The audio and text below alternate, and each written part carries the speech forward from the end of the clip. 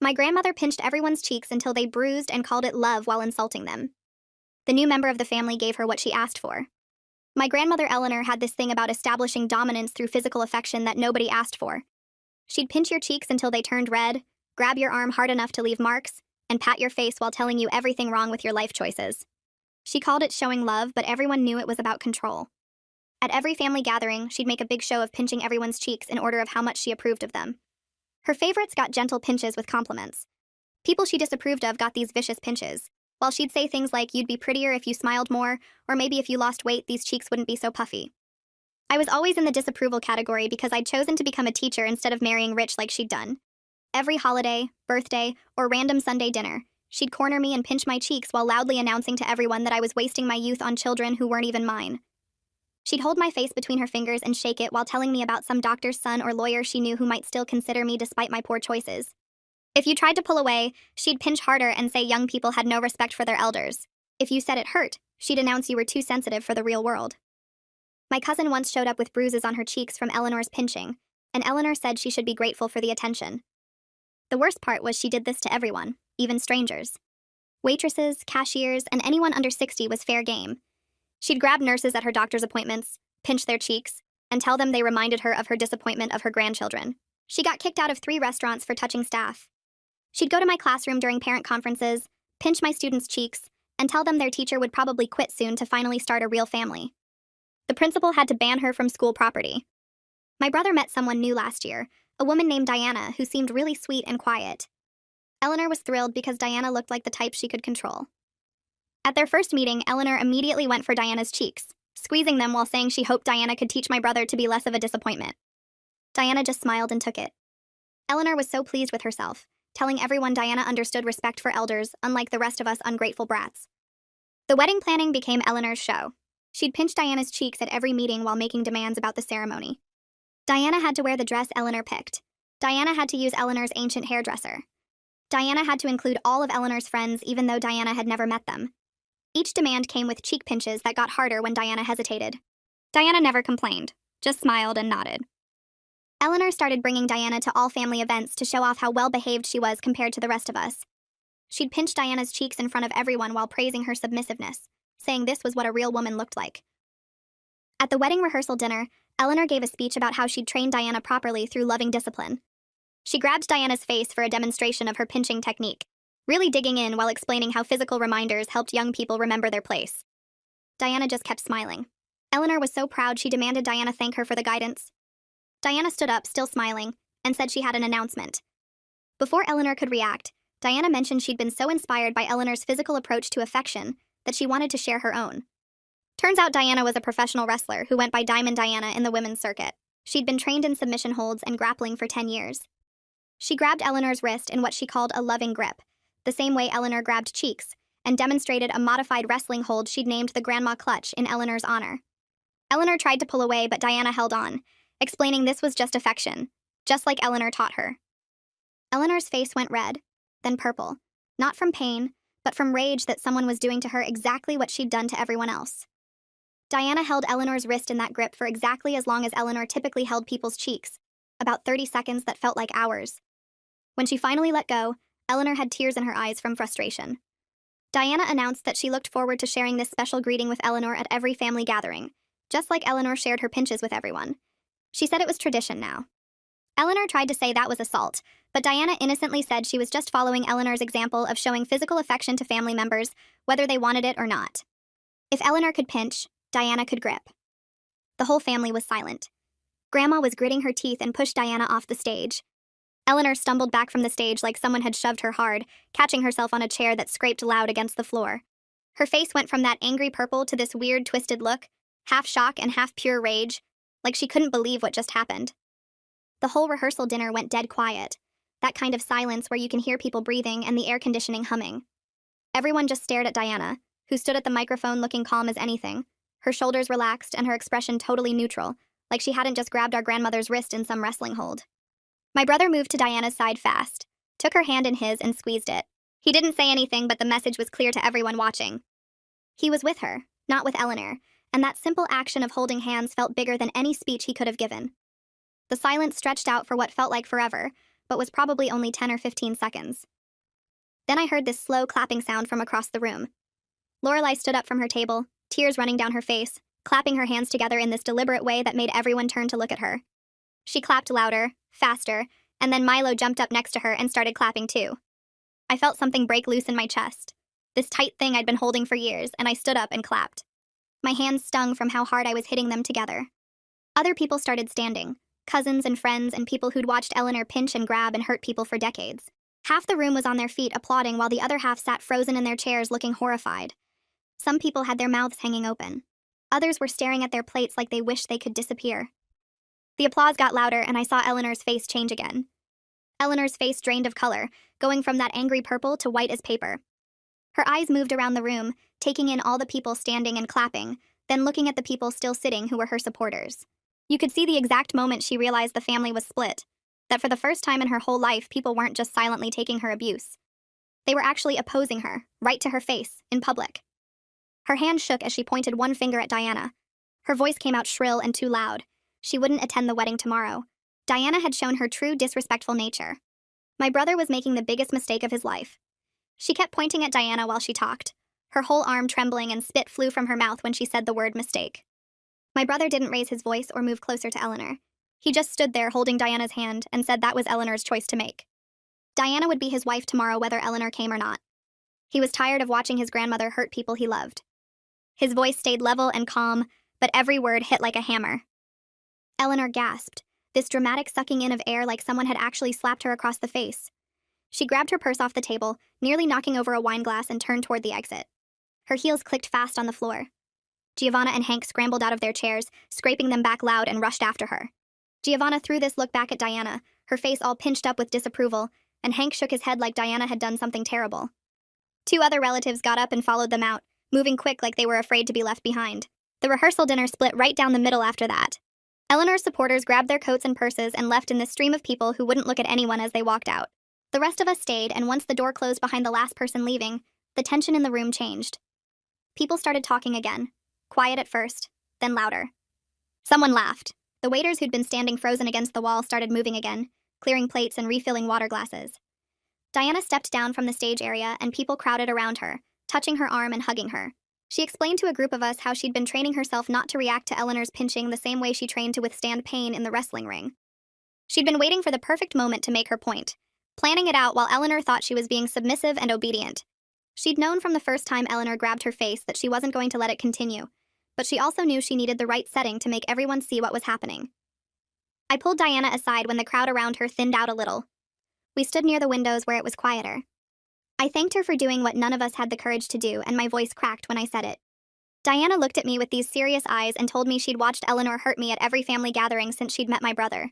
She'd seen the way I'd flinch when Eleanor came near me, how I'd try to position myself far away from her at dinners. She knew someone had to stop the cycle because it wasn't going to stop itself. Diana said standing up to bullies was what she did professionally, getting in the ring with women who wanted to hurt her and refusing to back down. Eleanor was just another opponent who needed to learn that some people fight back. The way she said it was so matter of fact, like of course she'd done this, like there was never any question she'd let Eleanor keep hurting people. That night I couldn't sleep at all. I lay in bed staring at the ceiling, replaying the moment when Diana grabbed Eleanor's wrist over and over in my head. The look on Eleanor's face, the sound of Lorelai's clapping starting, the way half the room stood up and the other half looked sick. I felt this weird mix of satisfaction and anxiety churning in my stomach. Part of me was so happy someone had finally put Eleanor in her place, had shown her what it felt like to be grabbed and held against your will. But another part of me kept worrying about tomorrow. Would Eleanor show up at the wedding and cause some huge scene? Would she bring her supporters to protest or disrupt things? Would the family division ruin my brother's special day? I kept imagining different bad scenarios, Eleanor screaming during the vows, or Giovanna standing up to object, or Eleanor's friends staging some kind of walkout during the ceremony. Every time I closed my eyes, I saw Eleanor's face going white with rage, and I felt anxious all over again. The wedding day arrived bright and sunny, one of those perfect spring mornings with blue sky and birds singing. I got to the venue early to help Diana get ready, and she seemed totally calm, doing her makeup in the mirror while other bridesmaids ran around stressed.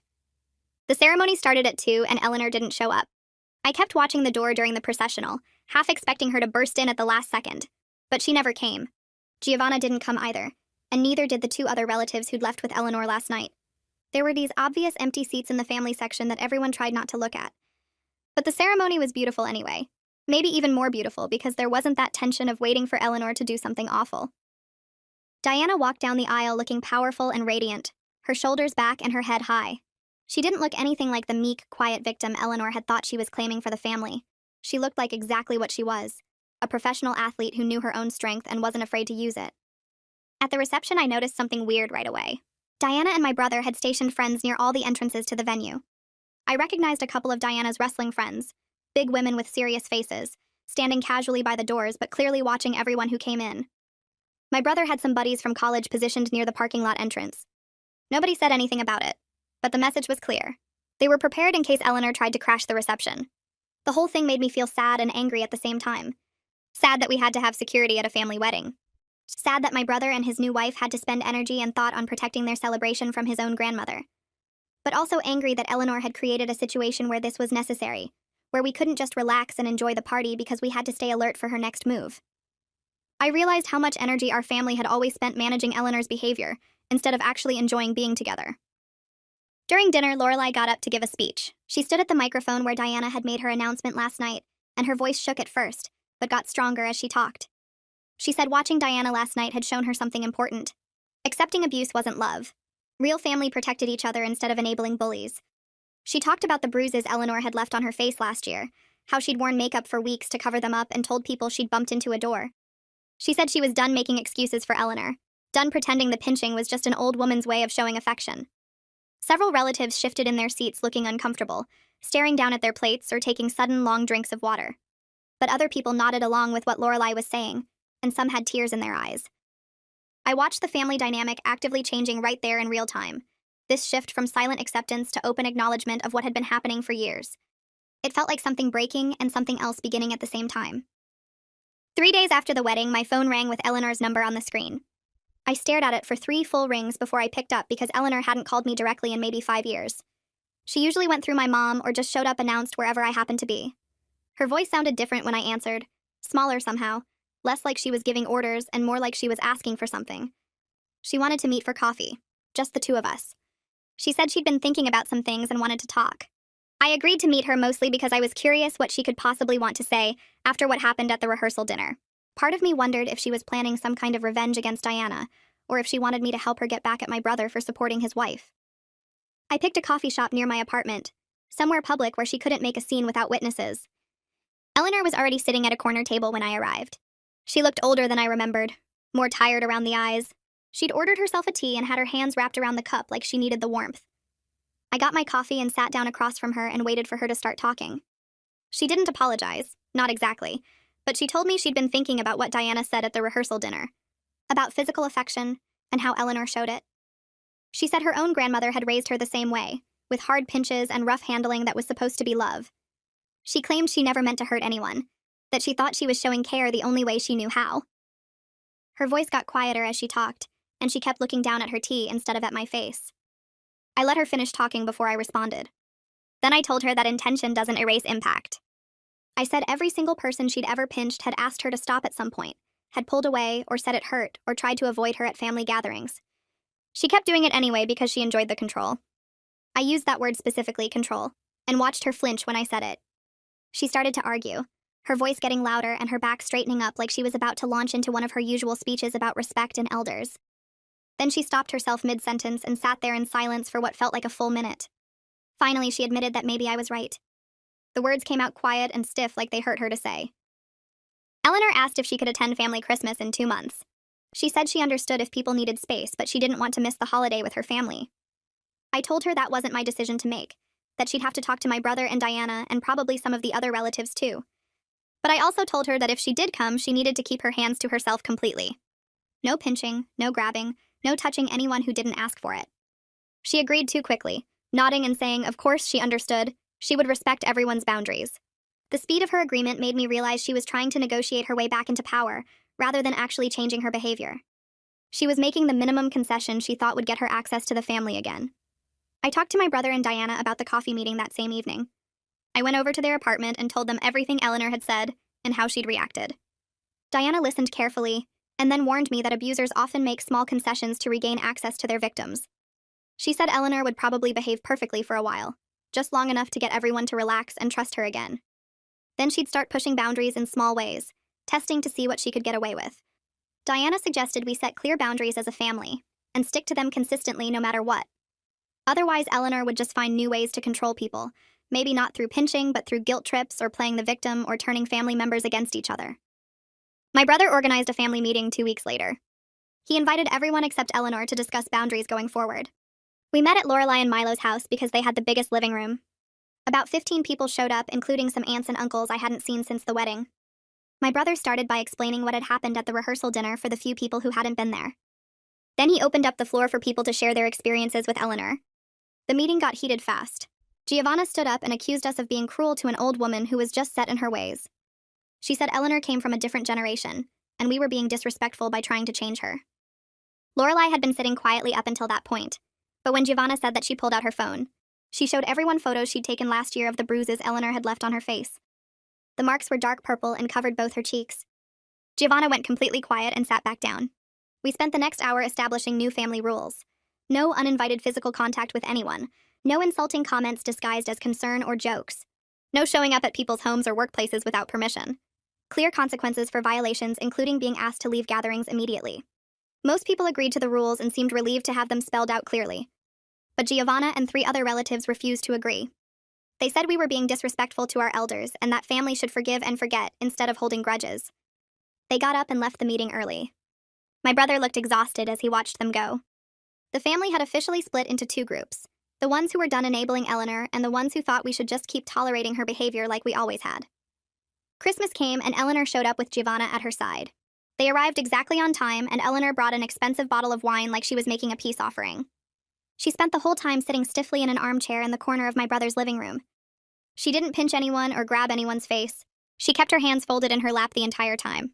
But she made pointed comments about how cold and unwelcoming the family had become. She said things like, "I remember when Christmas used to be warm and loving," or "It's sad when families become so formal with each other." She sighed loudly whenever someone laughed or joked around. She made this hurt expression every time someone walked past her without stopping to chat. Giovanna sat next to her the whole time making sympathetic noises and shooting disapproving looks at the rest of us. Eleanor was creating an atmosphere of tension and playing the martyr. Everyone felt uncomfortable and on edge even though technically she was following all the rules we'd set. After Christmas, I couldn't stop thinking about how Eleanor had behaved. She hadn't pinched anyone, but she'd still managed to control the whole gathering through guilt and emotional manipulation. I called Diana and talked to her about this new approach Eleanor was using. Diana said she'd expected this kind of shift. She explained that people like Eleanor don't actually change their core behavior. They just adapt their tactics when the old ones stop working. Diana suggested we limit contact with Eleanor rather than trying to change her. She said some people will always choose power over connection, and we needed to accept that Eleanor was one of those people. We couldn't force her to become someone different. The best we could do was protect ourselves and set boundaries around how much access she had to our lives. By spring, the family had settled into a new pattern. Eleanor attended major gatherings like Easter and birthdays, but most of us kept our distance from her. She'd show up, sit in her corner with Giovanna and her supporters, make her pointed comments, and leave early. The rest of us had started enjoying family time again without constantly worrying about when Eleanor would strike. I stopped trying to manage her behavior or explain her to other people. I noticed she'd started pinching strangers again in public. I saw her grab a waitress's cheek at a restaurant where we were having a family dinner. The waitress looked shocked and upset. I didn't intervene or apologize for Eleanor, or try to smooth things over like I used to. I'd stopped feeling responsible for her actions. She was an adult who made her own choices and faced her own consequences. The barbecue 6 months later felt different from the start. Eleanor showed up with Giovanna like usual, carrying a store-bought potato salad that nobody would eat. She settled into her chair under the patio umbrella and watched everyone with that tight-lipped expression she'd perfected since the wedding. My brother was grilling burgers while Diana helped set up the drink station. Kids ran around the yard playing tag. Everything seemed normal until the young server from the catering company walked past Eleanor's chair carrying a tray of appetizers. I saw Eleanor's hand start to move up, that familiar reaching gesture she'd done thousands of times before. The server was maybe 19 with round cheeks that Eleanor would have loved to pinch. But Diana was there in half a second, stepping between them so smoothly it looked choreographed. She took the tray from the server and thanked her, then turned to Eleanor with that professional wrestler smile. Diana explained the server was just doing her job and didn't need any special attention from family members. Eleanor's hand dropped back to her lap. She didn't argue or make a scene. She just nodded once and looked away. The whole interaction took maybe 10 seconds, but I felt something shift in my chest watching it happen. Diana had changed everything without even trying to change Eleanor herself. That evening, I sat on my porch with a glass of wine watching the sunset turn the sky orange and pink. The The day had gone well enough. Eleanor hadn't caused drama. The family had actually relaxed and enjoyed themselves. But I kept thinking about how messy this whole solution turned out to be. Eleanor hadn't transformed into some sweet, loving grandmother who learned her lesson. She still made pointed comments and played the victim whenever she could. The family was still split between people who supported the new boundaries and people who thought we were being cruel to an old woman. Diana still had to run interference at gatherings. Nothing was perfect or wrapped up neatly like it would be in a movie. But I also felt lighter somehow. Like I'd been carrying a heavy backpack for years and finally set it down. I didn't care anymore whether Eleanor approved of my teaching career or my life choices. I didn't feel responsible for managing her behavior or protecting other people from her. I'd learned that protecting myself wasn't the same as being disrespectful, and that was enough growth for now.